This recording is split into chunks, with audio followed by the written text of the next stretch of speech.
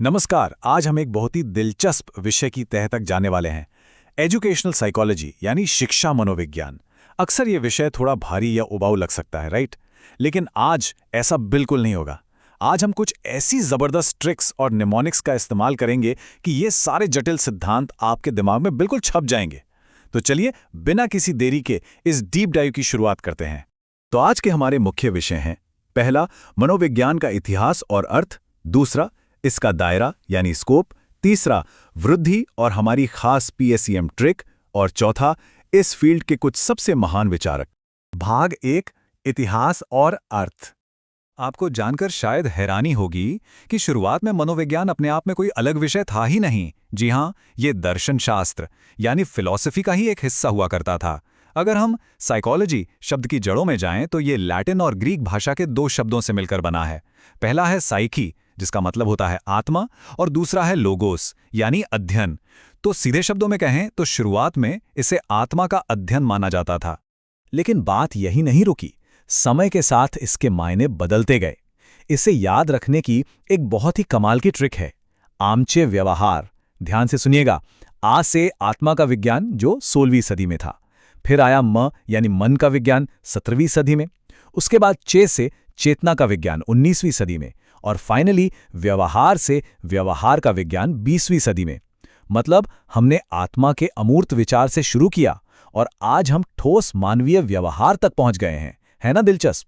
तो फिर आज के संदर्भ में मॉडर्न एजुकेशनल साइकोलॉजी आखिर है क्या? आसान भाषा में कहें तो ये एक पॉजिटिव साइंस है। ये इस बात पर फोकस करता है कि एक शैक्षिक माहौल में यानी पढ़ाई लिखाई के दौरान एक स्टूडेंट का व्यवहार कैसा होता है। इसका पूरा जोर इस बात पर है कि हम मनोवैज्ञानिक तथ्यों का इस्तेमाल क्लासरूम में कैसे कर सकते हैं। भाग 2, मनोविज्ञान का दायरा। अब बात करते हैं अप्लाइड साइकोलॉजी के दायरे की। आपको क्या लगता है, इसका इस्तेमाल सिर्फ स्कूलों में होता है? बिल्कुल नहीं। शिक्षा तो बस एक छोटा सा हिस्सा है। इसका दायरा बहुत बड़ा है। कानून, clinical setting, industries, military, sports, consumer behaviour और यहां तक कि फॉरेंसिक जांच में भी मनोविज्ञान का इस्तेमाल होता है। ये सच में हमारे जीवन के हर पहलू से जुड़ा है। लेकिन यहां एक बहुत ही ट्रिकी सवाल आता है, जहां अक्सर लोग फंस जाते हैं। वो कौन से क्षेत्र हैं जो मनोविज्ञान के इस विशाल दायरे में बिल्कुल भी नहीं आते? सोचिए जरा। चलिए इस कंफ्यूजन को हमेशा के लिए दूर करते हैं। इसके लिए बस एक बहुत ही शानदार लाइन याद रखनी है आपको। कोई भी व्यक्ति आर्थिक रूप से राजनीति में कमजोर नहीं होता। बस काम हो गया। इसका सीधा सा मतलब है कि व्यक्ति यानी इंडिविजुअल, आर्थिक यानी इकोनॉमिक और राजनीतिक यानी पॉलिटिकल, ये तीनों क्षेत्र मनोविज्ञान के दायरे से पूरी तरह बाहर रखे गए हैं। अब आप ये कभी नहीं भूलेंगे। भाग 3, वृद्धि, विकास और बुद्धिमत्ता। हम अक्सर वृद्धि और विकास को एक ही तराजू में तौल देते हैं, पर दोनों में बहुत बड़ा फर्क है। इसे पीएसएम ट्रिक से समझते हैं। एक शिक्षार्थी का विकास 4 तरह का होता है। पी से फिजिकल यानी शारीरिक, एस से सोशल यानी सामाजिक, ई से इमोशनल यानी भावात्मक और एम से मेंटल यानी मानसिक। अब ध्यान देने वाली बात यह है कि जो वृद्धि है ना, जैसे आपकी हाइट बढ़ना या आकार बढ़ना, वो सिर्फ इस पहले वाले फिजिकल हिस्से का एक छोटा सा पार्ट है, जबकि समग्र विकास अपने आप में बहुत ही ब्रॉड कॉन्सेप्ट है। जब हम मानसिक विकास या बुद्धिमत्ता की बात करते हैं तो जॉन कैरोल का नाम जरूर आता है। उनका 3 स्ट्रैटम थ्योरी ऑफ इंटेलिजेंस यानी बुद्धि का त्रिस्तर सिद्धांत बहुत ही ज्यादा प्रभावशाली माना जाता है। इंटेलिजेंस को समझने का ये एक बेहतरीन मॉडल है। और इस मुश्किल से लगने वाले सिद्धांत को याद करने की ट्रिक वो और भी मजेदार है। बस याद रखिए, गुड नाइट बाय। कैसे काम करता है ये? जी से जनरल यानी सामान्य स्तर, एन से नैरो यानी संकीर्ण और बी से ब्रॉड यानी विस्तृत स्तर। गुड नाइट बाय और कैरोल के तीनों स्ट्रैटम आपकी उंगलियों पर। सच में पढ़ाई इतनी आसान भी हो सकती है। भाग 4, महान विचारक।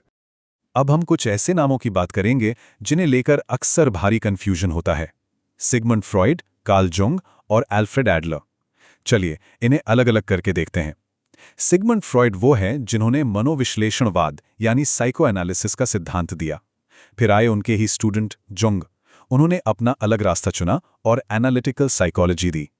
और तीसरे हैं एडलर, जिनका फोकस इंडिविजुअल साइकोलॉजी पर था और जिन्होंने इंफीरियॉरिटी कॉम्प्लेक्स यानी हीनता की ग्रंथि के बारे में हमें बताया। अब ये तीनों बिल्कुल क्लियर हो गए होंगे। इसी फील्ड में एक और दिग्गज हैं, जीन पियाजे। कॉग्निटिव और डेवलपमेंटल साइकोलॉजी की जब भी बात होगी, पियाजे का नाम सबसे ऊपर आएगा। जैसे जैसे उम्र बढ़ती है, वैसे वैसे हमारी सोचने समझने की क्षमता यानी हमारा संज्ञानात्मक विकास कैसे होता है, ये उन्होंने बहुत ही गहराई और सटीकता के साथ समझाया है। अब जरा मैकडूगल के 14 मूल प्रवृत्तियों वाले सिद्धांत पर आते हैं। ये बहुत ही इंटरेस्टिंग है क्योंकि ये संवेग यानी इमोशन और मूल प्रवृत्ति यानी इंस्टिंक्ट के बीच का बारीक फर्क बताता है।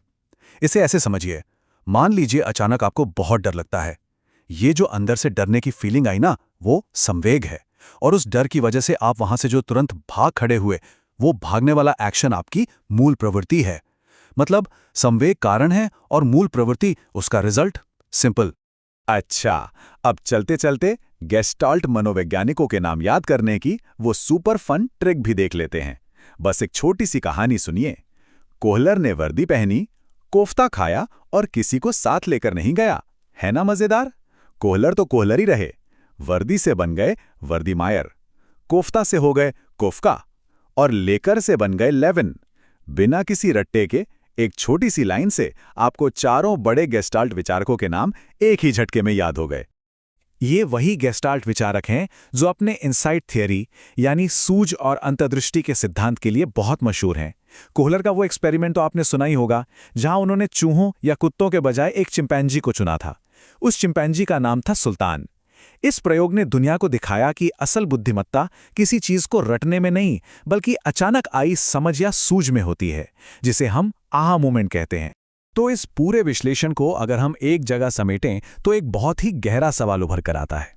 जैसा कि हमने देखा, मनोविज्ञान ने अपना सफर आत्मा के अध्ययन से शुरू किया था और आज ये मानवीय व्यवहार को मापने का विज्ञान बन चुका है।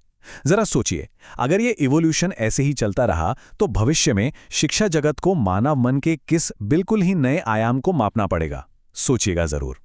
आज के इस डीप डाइव में हमारे साथ जुड़ने के लिए आपका बहुत बहुत शुक्रिया। बस ऐसे ही सीखते रहिए और आगे बढ़ते रहिए।